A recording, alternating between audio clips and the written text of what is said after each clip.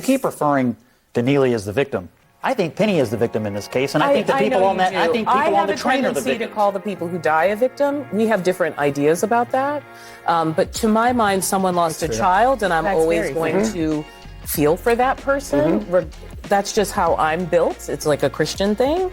But the reason why I'm asking is... Are you saying I'm not a Christian? I'm not at all. Hey guys, Matt Miller here with Politbrawl. Watch what happens when this woke CNN panelist insinuates that Scott Jennings is not a real Christian because of his stance on the Daniel Penny verdict. Watch what he does in response. This guy is an absolute fighter. Check it out right here. Well, the worst, it was a negligent, criminally negligent. Can I ask you a question? I want to make this point. Because Alvin Bragg has been the nemesis of Donald Trump, any criticism of Bragg automatically becomes political. I don't mean it to be political. I worked in that office. So did my daughter, the sister of the one who works here. This prosecutor made a political decision to go after this white Marine because of his constituency, and I think that he really... Can I ask a question related to this then? What do you say to the parents of a victim who dies in this circumstance? You just say, hey, sorry, not and Bragg my is gig, not the first, nor will he be the last. This is not me saying it's good or bad, but prosecutors do go after people all the time for a variety of things. You keep referring to Neely as the victim. I think Penny is the victim in this case, and I think the people on that. I think people on the train are the victim. I have a tendency to call the people who die a victim. We have different ideas about that, but to my mind, someone lost a child, and I'm always going to feel for that person. That's just how I'm built. It's like a Christian thing. But the reason why I'm asking is... Are you saying I'm not a Christian? I'm not at all. I just want to make sure that you understand it's a values-based comment. Are you saying I don't have any values? Not a political one. Are you saying I don't have any values? No, Scott, she's not saying that. He is, but he needs a clip for the internet, so I need to, like... Exactly. But in the meantime, the reason why I'm saying it is because what do you say to a family when someone has died and you're the prosecutor? Well, you just say... There was so much dysfunction surrounding the person who died on the subway that I think that to bring in the family argument, although I absolutely agree that everybody has family, everybody has someone who cares about them, or do they? So first of all, this was clearly a personal jab towards Scott Jennings, in my opinion, and I don't think that he's out of line for taking it that way. I don't think that he just made it up. She clearly said that she sees it as Jordan Neely is the victim because he died, even though he prompted all this. He went on the train, he started screaming and threatening people, getting in their face, and somebody stepped in and took action and tried to do the right thing. And she sees him as the victim here, even though he was initially the aggressor. And she says, well, I see it that way because I'm a Christian. It's a Christian thing. I mean, I don't have to spell this all out. If somebody said that to me, I would read it as, oh, you're saying that I'm not Christian. I'm not in line with your Christian thing. And it was ridiculous. And then she gaslighted him. And I didn't think that was very polite. That wasn't very respectful, bringing his faith into it. It's just, when you look at this case, there's really no honest way to see that Jordan Neely was totally innocent here, or that he's an innocent victim in this situation. And I really don't think there's an honest way to see Daniel Penny as a monster or a murderer. He tried to do the right thing, and in the chaos of a violent altercation, a horrible tragedy happened. You know, he was trying to subdue Jordan Neely. He was trying to put an end to the threat that he was creating so that the other passengers on the train could feel like they were safe. So that he himself could feel like he was safe. He didn't know what this guy was going to do, if he had a weapon, if he was going to go crazy, if he was going to start attacking people or him.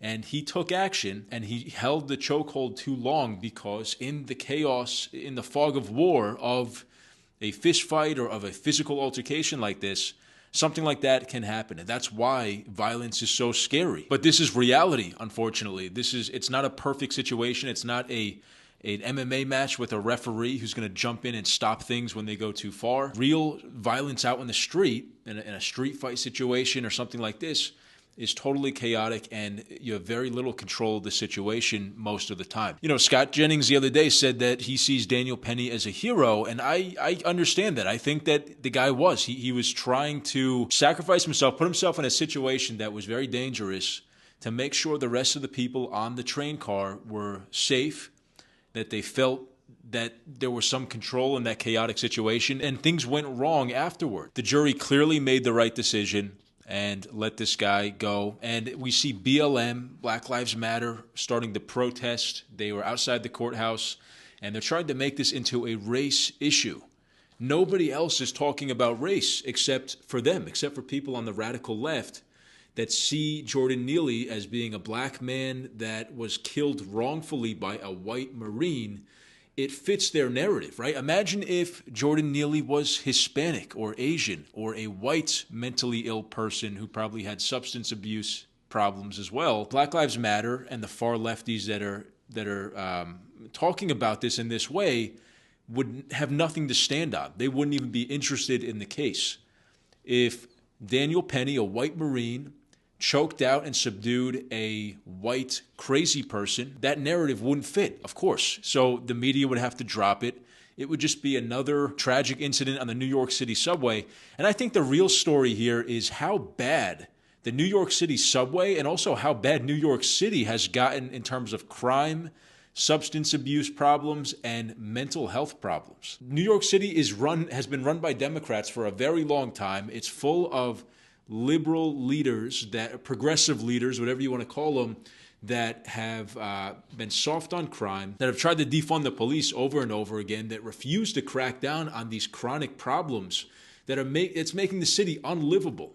People who are on the subway trying to go to work, trying to feed their families, now have to worry about crazy maniacs on the train like this, and they can't just focus on what they need to focus on. And when somebody steps up to try to put a stop to a terrible situation like that, thank God he was let off innocent, but he almost, in a lot of this country, feels like Daniel Penny deserved to go to jail and did commit murder or manslaughter and should be punished as a criminal. It's a completely backwards way of looking at it.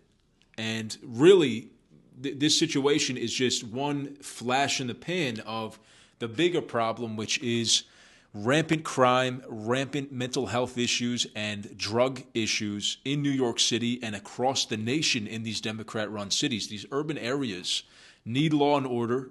They need a strong leader who's not afraid to crack down on these issues and actually take action for the people in their city. So I say good on Daniel Penny for taking action, trying to do the right thing. Unfortunately, it resulted the way it resulted in a death of somebody, but his heart was in the right place. Let me know what you guys thought of this clip in the comments. If you liked the video, please leave a like and subscribe to the channel and ring the notification bell so you guys get notified when we post brand new videos. Thank you for watching, and I'll see you next time.